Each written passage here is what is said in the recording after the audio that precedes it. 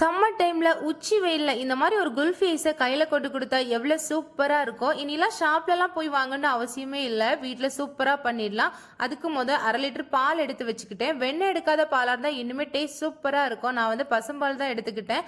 குல்ஃபி பண்ணிட்டு கடைசியில fresh cream add பண்ணணும். ஃப்ரெஷ் கிரீம் வீட்டுல ஸ்டாக் இல்லாதனால முந்தின நாள் காய்ச்ச பால்ல இருந்து பாலாடை எடுத்து வச்சுக்கிட்டேன்.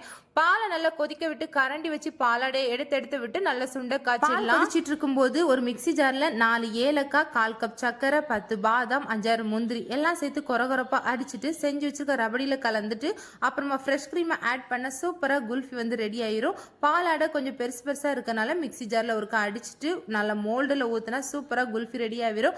எனக்கு 1/2 லிட்டர் பால்ல 5 குல்ஃபி கிடைச்சிருந்துச்சு. ஓவர் நைட் ஃப்ரீஸ் பண்ண விட்டா இன்னும் சூப்பரா இருக்கும். அட்லீஸ்ட் 8 ஹவர்ஸ் அது ஃப்ரீஸ் ஆகணும். அன்மோல்ட் பண்றது ரொம்ப ரொம்ப ஈஸி தான். டேப் வாட்டர்ல காமிச்சா அழகா அன்மோல்ட் ஆகி வரும். நீங்களும் இந்த சம்மருக்கு உங்க குட்டீஸ்க்கு செஞ்சு கொடுத்து அசத்துங்க. அவ்வளவுதான். இனி நெக்ஸ்ட் வீடியோல பார்ப்போம். பாய்.